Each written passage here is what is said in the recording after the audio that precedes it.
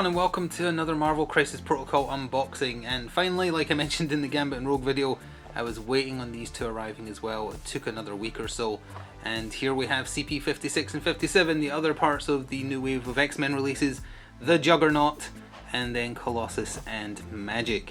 Picked these up via eBay from Poland because Poland and a few other countries in Europe got these when they were supposed to prior to... I'm not sure if it's a logistical problem or if it's a stock problem that led to delays everywhere else in the world, but in certain European countries they released when they were supposed to, and they're in English, so if you want to pick them up, that's how you do it. And yeah, I'm looking forward to looking at this. Juggernaut, one of my favourite characters from the cartoon, and we're going to start with him because it's in order, so let's take a look. So here we are. Nothing can stop me. Yes, nothing can stop the Juggernaut. You can model him holding a lamppost or not. I have two memories, very particularly like burned into my mind from the original cartoon in the 90s. One of them is Wolverine shouting Jean, and the other one is Magneto and Juggernaut constantly saying Charles. It's in there forever. So here we go. Now then, is there assembly instructions or is there a QR code that does nothing? There's going to be a QR code that does nothing. Yes, correct. It also looks like a large Juggernaut is about to consume a smaller Juggernaut. So that means it's not an error then. That means that is just what they're doing now, and if anything gets delayed in America, everyone else is plumb out of luck. Now for the most part, assembly is not complicated for Crisis Protocol minis. I would say Hulkbuster was bad in terms of just complexity. Honestly, some of the assemblies with the instructions were hard, like Jean Grey's like energy things she was sitting on. Or Scarlet Witches, I think, were quite annoying. But either way, let's see. The Juggernaut gets his own unique base, which I appreciate a lot because he is just stomping along at the... I was going to say the speed of light, but that's not really his thing. Speed isn't his thing, it's momentum. But yeah, that's a nice looking unique base for him to slot him in.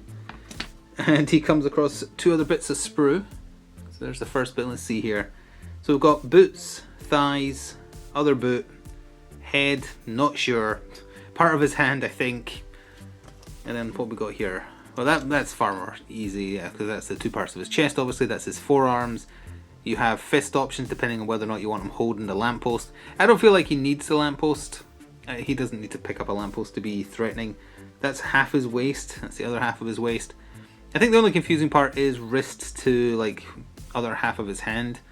The rest of it looks fairly straightforward. I really like the sculpt of the face, incidentally. I like that they got the depth. It just isn't his face pressed forwards, like it actually does have depth. His head is in there. So it's neat. They got it great. I love the look of the miniature. And he does indeed... Oh, this bag feels different. It's weird. Why does this bag feel different? Oh, you know why it's different? I've just realised there's a very obvious reason why it's different. There's no cardboard. Like, none at all. I think this might be a first.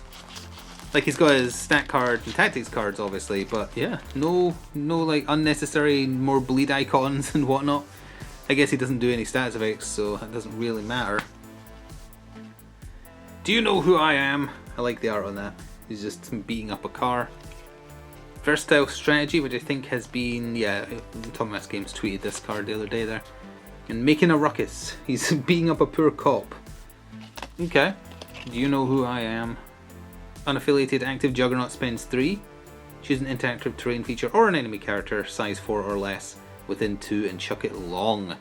That's a long size 4 or under throw, that's really good.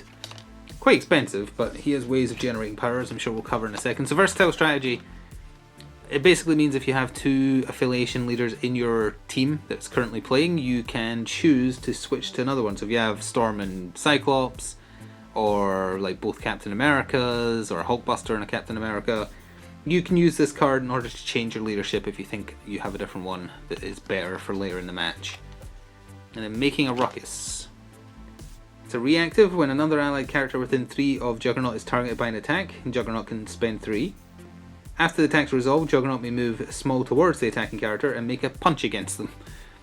Okay, so it's not quite a bodyguard or anything, it's him getting in there and attacking someone who attacked his friend. Alright, let's take a look at his card, even though it did already get officially spoiled. If it's official, it's hardly a spoiler, but you know what I mean. So he is a 5 threat character. Let's try and get that so you don't have any light shining on it, but also so I can read it, sort of, kind of. 8 HP, which is very chonky. He is speed small, size 4, 435 defense. His basic strike is range 2, 5 physical. He gets power compared to damage dealt. He's got a push on it with no size limit for small away. I'm the Juggernaut, 4 power, 7 dice physical, range 2 with rush on a wild. After the attack's resolved, if it is during this character's activation, he can immediately use Nothing Stops the Juggernaut superpower without paying the power cost, which we'll get to momentarily. Now he does have a very wordy rule, and it's called Nothing Stops the Juggernaut. It costs 3 power. This character is push small. It does not stop its movement if it contacts size 3 or smaller interactive terrain. Instead it just plows through it. Then this character continues being pushed for the whole movement. If he contacts one or more characters, they suffer 1 damage, and then he stops as normal. So if he runs into a character, he stops and hurts them. If he runs through size 3 or less scenery, he smashes them. Character can be damaged by the superpower once per turn. If this character has a stagger special condition, it loses it. So he does have a way to get out of a stagger if he's willing to pay 3 power and still do a thing. Nice Punch, which is a great rule. If this character would suffer damage, it can use the superpower, reduce the amount of damage suffered by 1. So you don't need to do it in advance like Built to Take It for the Hull Buster. It's just pay 1 to reduce by 1, and that includes to 0. If he gets hit by 1 damage and doesn't want to take it, you can make it happen. Helmet. Character can't be pushed or advanced by special effects of enemy mystic attacks or enemy superpowers, which makes sense because he's got his helmet on. Unstoppable momentum. Now this is the interesting part. After this character resolves a move action during its activation, he gains 2 power. So he just gets 2 power for doing a move.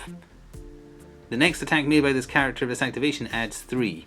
So his basic goes from 5 to 8, and his 4 power spend goes from 7 to 10, which is pretty amazing. He can only be affected by the superpower once per turn, though, so he can't move and gain 4 power. He's immune to stun, and then on his flip side, he does change quite a bit. His mystic defense goes down from 5 to 2 because it's as if his helmet's been shot off or pulled off or whatever. He stays at 8 HP. Other defenses stay the same. He loses the helmet rule and gains Avatar of Sitrak. I'm not sure how to pronounce that, apologies. Sitorak, I think, which is a 3 power spend on an interactive terrain feature or enemy character size 3 or less within 2 and throw it medium. So on his flip side, he gets a built-in 3 power size 3 or less throw medium, and you have that tactics card for was it spend 3 as well? Yeah, spend 3 on a size 4 or less to throw long.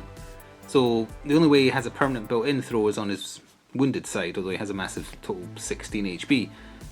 You do have that tactics card, so he has a throw on his healthy side as well. I believe nothing else changes with him on that side, but he gains that, loses the helmet buff, loses mystic defense, stays on a lot of HP and keeps that unstoppable momentum as well. He's deceptively fast. You throw in the large base sizes on, yes, he's small movement, but he also has that Nothing Stops the Juggernaut. He generates power on moving. So yeah, there's a lot more speed to this guy than you would think just looking at him, and it's a very impressive miniature. I'm really looking forward to this one. I really like the Juggernaut. And with that, I'm going to tidy this away and we can look at CP57. Alright, here we go. Colossus and Magik, the siblings from Russia. I've actually played a Tabletop Simulator match using these two, so I know a little bit more about them. Although the game itself was not indicative of how you'd hope matches go, because my dice roll were very bad. Dice rolls, rather. But the miniatures themselves are fun. I really like Colossus's.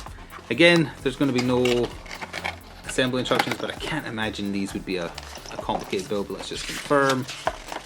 Yeah. It's a nice way for them to get more use out of the art they pay for, I suppose, if nothing else. And actually, these are the screenshots where like Atomic Games do this terrible thing when they show off new miniatures, where they'll have like proper pack shop miniatures and whatnot, but they also do ones where they apply terrible Photoshop effects to it to make like glow look brighter and lasers look brighter or flames look brighter, and it's really obvious if you've ever worked with like anything like that. And then, I don't know why they bother doing that, because the paint jobs are very good. They don't need to do that, but they choose to. Anywho, let's look at the scenery here. I think there might be a little bit of an issue without assembly instructions for Magik's portal that she's jumping out of. But first, this is Colossus, another miniature I really like the job they've done with. I like the pose, I like how imposing he is. He's chonky, and he is picking up a Sentinel's hand to chuck it, presumably. Actually, they're kind of mixed, because that is Magik's torso, her sword, her tiny, tiny elbow, I think? I'm not entirely sure on that one. Probably her elbow. So that's the hand he's holding. You could definitely... Actually, is his hand modelled on the bottom? It is. So it'd be a little bit annoying if you wanted to model him holding something other than the hand, because the hand is on the hand, as complicated as that sounds. But you could maybe do something with it. That's his other hand, that's the rock he's leaning on. So what's... Oh, there is no other sprue, so this has to be all of it then. In that case, I guess... Oh, I see. The portal that Magik is jumping out of is just at an angle. So like when it was like that, I was like, oh, well, where's the rest of it? Because it looks like it's coming out the ground there. But no, it's just because it's at an angle. So from this side here, it looks like it's got more depth than really it does. It's neat. And she slots into a little gap there. You can see the hole there. Yeah, there's not much sprue. Well, in that case, that must mean... Yeah, Colossus is basically a one piece. He's just got to have his back attached to him and then the hand. Quite a lot of detail for still just being a one piece though. And then you've got the two basic options for large size base for Colossus, the 4 basic for Magik. Let's see, Teti's card, Indomitable. He looks very cross. Fastball special, of course. And Journey Through Limbo, which is Magik's thing. Oh hey, and she's sending Juggernaut through a limbo. I'm only familiar with Magik from the Phoenix Force story, where she and Colossus are 2 of the 5 mutants that get the Phoenix powers. I haven't seen her in anything else, so I'm not super familiar with how she is. Unaffiliated reactive: when an allied character would be thrown or pushed by an enemy effect, it can spend 2 to play this card. They are not thrown or pushed. So if you're getting really annoyed at someone spamming a bunch of pushers and throwers and such, or sorry, pushers and... no, it is throw, yeah. That is the card for you to make them equally mad. Bring that and brace for impact. Fastball special will obviously be Wolverine and Colossus teaming up. Have to be within 2 of each other, they each spend 1. It's their version of Get Help, more or less. Throw the allied Wolverine, he doesn't suffer collision damage, and he collides with... Anyone he collides with roll 2 fewer dodge dice, and they get bleed. So it's slightly different to Get Help, but similar enough.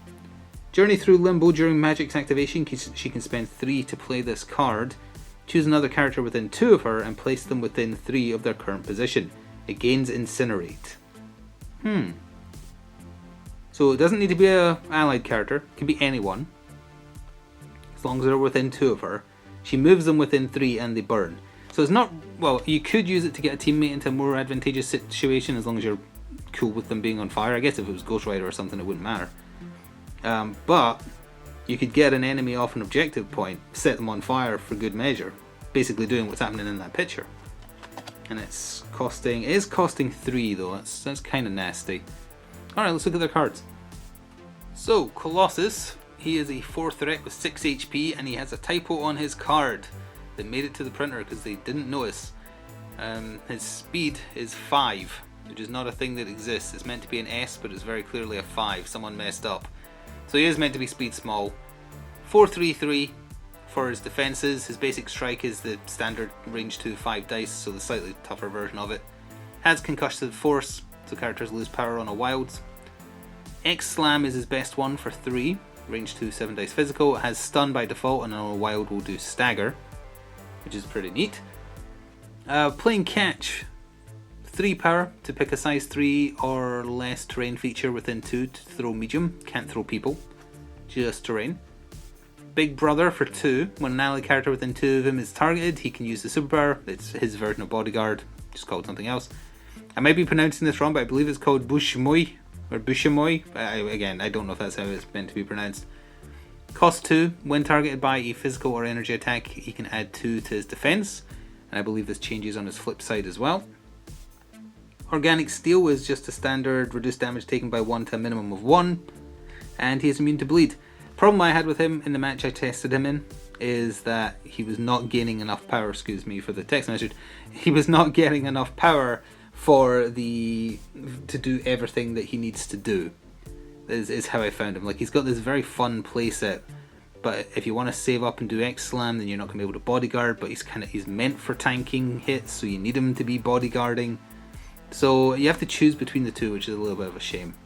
But at least his reduced damage is built in, he doesn't have to pay for it.